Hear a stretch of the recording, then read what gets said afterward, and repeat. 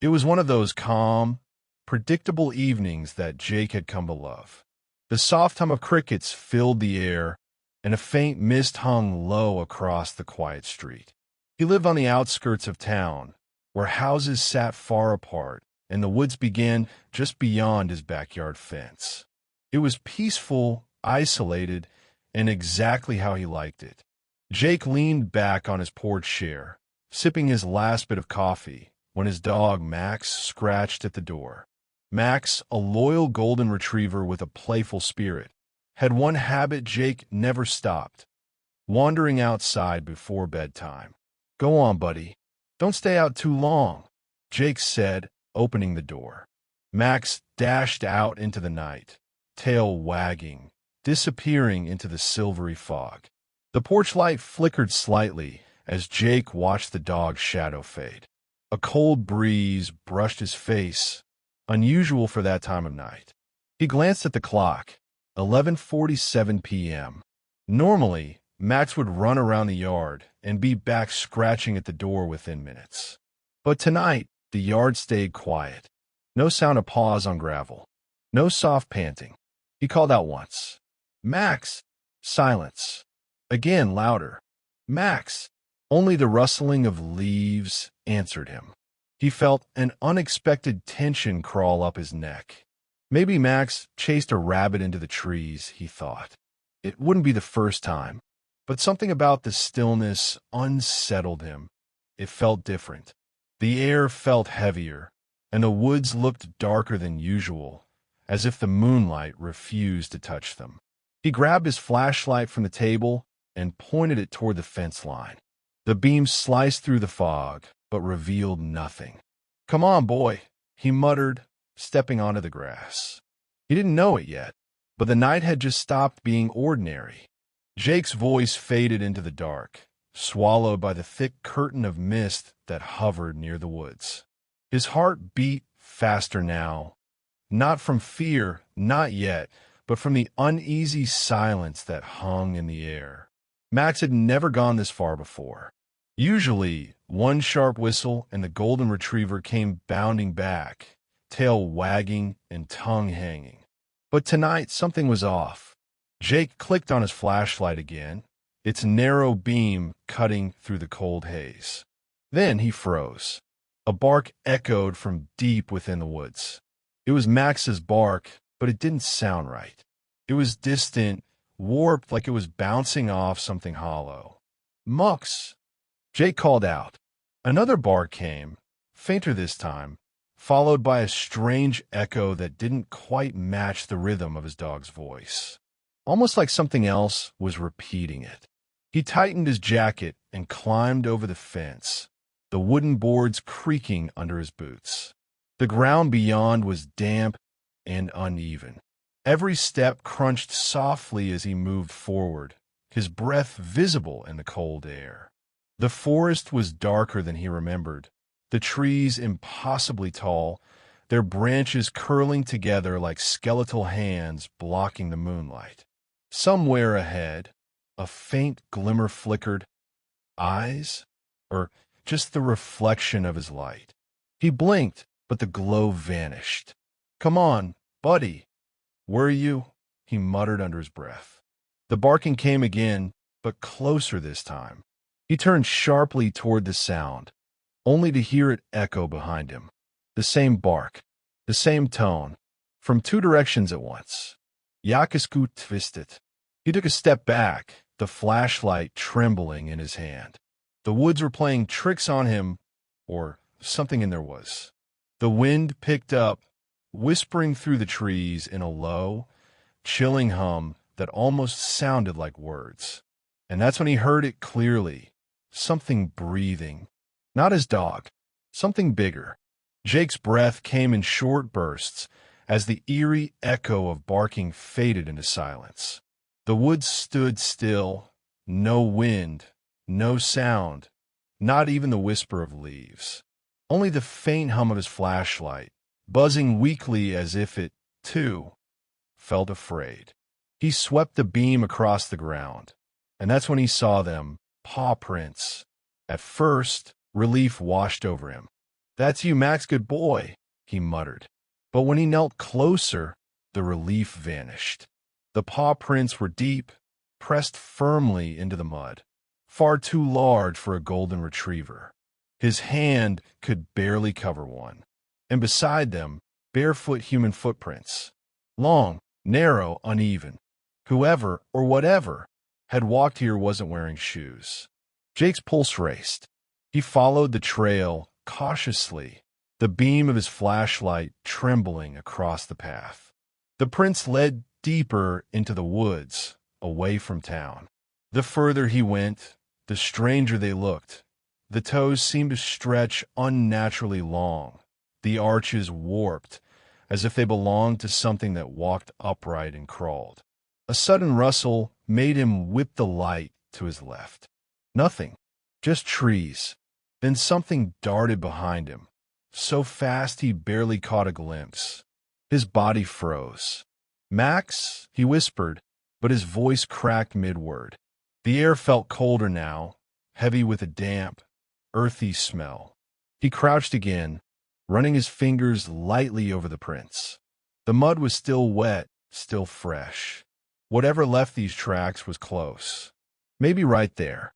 Somewhere ahead, a branch snapped, sharp and deliberate.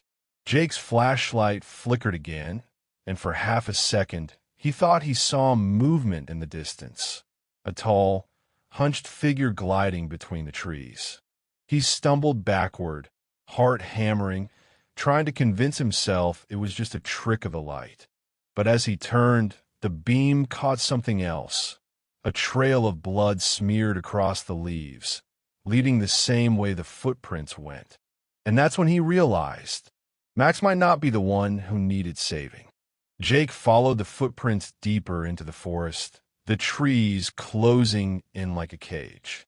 The deeper he went, the less familiar everything became. He'd walked these woods 100 times with Max during the day, but now, under the pale, shivering moonlight, it felt like a different world altogether. The silence was thick, almost breathing. The prince led him through a patch of overgrown weeds, then suddenly opened into a small clearing. That's when he saw it. An old cabin standing crooked in the center of the clearing, its roof sagging, its windows blacked out by grime. Jake frowned. He'd lived here for 5 years. There was no cabin in these woods. He approached slowly, flashlight trembling in his grip. The closer he got, the colder it became. The door hung slightly open, creaking as the wind brushed against it. A foul smell leaked from inside, a mix of rot, wet wood, and something metallic. "Max," he whispered. No answer. He nudged the door open with his boot. The hinges screamed in protest, and the beam of his flashlight cut through the dust and cobwebs inside. The room was small, empty except for an old chair lying on its side and the shattered remains of a lantern on the floor. The walls were covered in deep claw marks, long and irregular, as if something had tried to get out. Then his light landed on something near the far corner, Max's collar. Torn, the metal tag glinted faintly in the light. Jake's throat went dry. He took one shaky step forward when a sound rose from the darkness behind him. A low, heavy breathing, slow and animal-like. He spun around, pointing the flashlight toward the doorway. The beam wavered against the darkness, but he couldn't see anyone.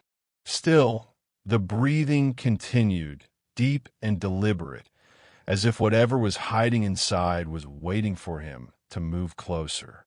And then, somewhere just beyond the doorframe, something whispered his name. "Jake!" Jake froze. His blood ran cold as the whisper echoed through the cabin, soft, drawn out, and eerily familiar. It wasn't a shout, not even a growl. It was calm, almost mocking. "Jake!" The sound came again, this time closer from just behind the half-open door. He aimed his flashlight at it, his fingers trembling so hard the beam shook against the wall. "Who's there?" he called out, his voice cracking. The only reply was the faint creak of the floorboards. Then came a slow drag, like something heavy shifting its weight. The smell of wet fur filled the air. Jake's heart hammered in his chest as he took a step back. The floor groaned beneath his boots. The light flickered once, twice, then dimmed completely. For a split second, the cabin was swallowed in total darkness. And that's when he heard it, a deep, guttural growl right behind him. He spun around instinctively, flicking the light back on. The beam caught two eyes glowing faintly from the far side of the room. But they were too high off the ground for a dog, almost at head level. The pupils were stretched vertically, like a predator's. Jake's body locked in place. The thing took a step forward, and for a moment, the light caught its shape. It was tall, lean, and distorted, its skin pale and stretched too tight. Its arms hung too long, fingers ending in something more like claws than nails. Around its neck, something metallic glinted. Max's collar. Jake stumbled backward, crashing into the broken chair. The creature tilted its head, almost curious, and then, without warning, it lunged. Jake dropped the flashlight and bolted for the door, the floorboards cracking beneath his feet. As he ran out, he heard the cabin groan and the creature's claws scraping against the wood. The sound followed him into the forest, faster than footsteps, echoing in the dark like it was right on his heels. He didn't dare look back. Branches whipped across Jake's face as he tore through the woods, lungs burning, heart pounding like a drum.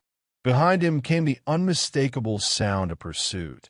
Heavy steps, claws scraping, the snapping of twigs. Whatever that thing was, it wasn't far, and it was fast.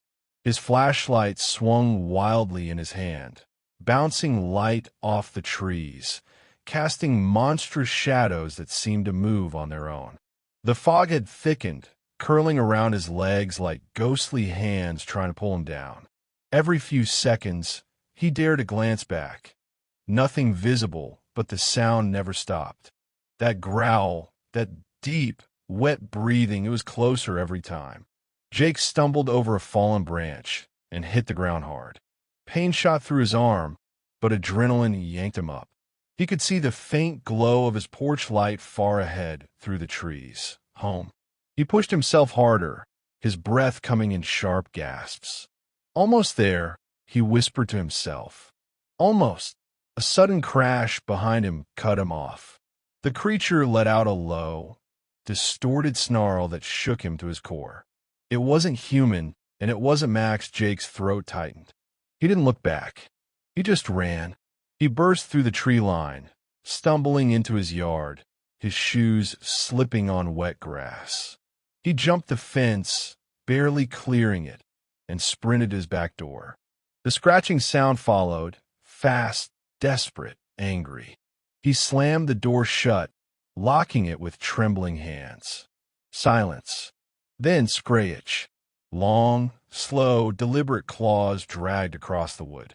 Jake backed away, staring at the shaking door. His flashlight lay on the floor, flickering weakly, throwing moving shadows across the walls. Then the scratching stopped. Jake stood frozen, chest heaving, listening. Nothing, not even breathing. Slowly, he stepped closer, pressing his ear to the door. On the other side, something whispered, soft and close enough to feel the vibration. Good boy. Jake barely slept.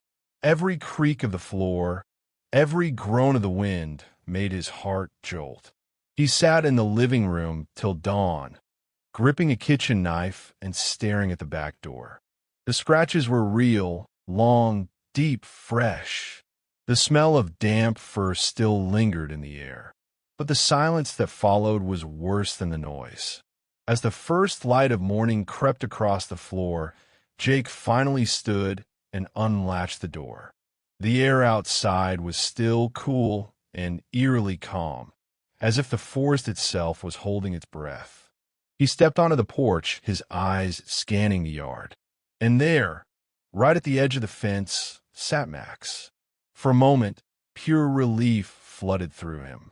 "Max!" he shouted, his voice breaking with joy.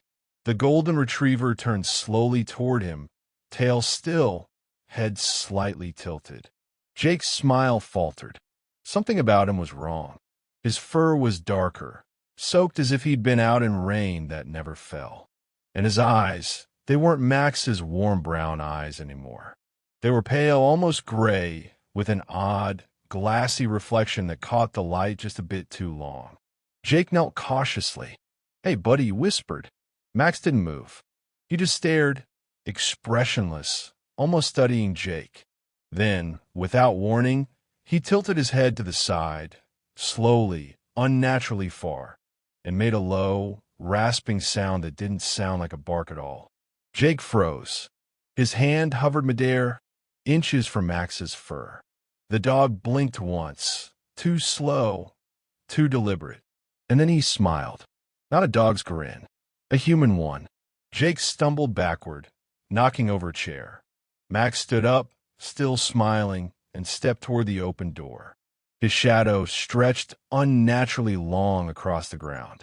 Jake slammed the door shut, just as Max's paw touched the step. The morning sun rose higher, bathing the house in light.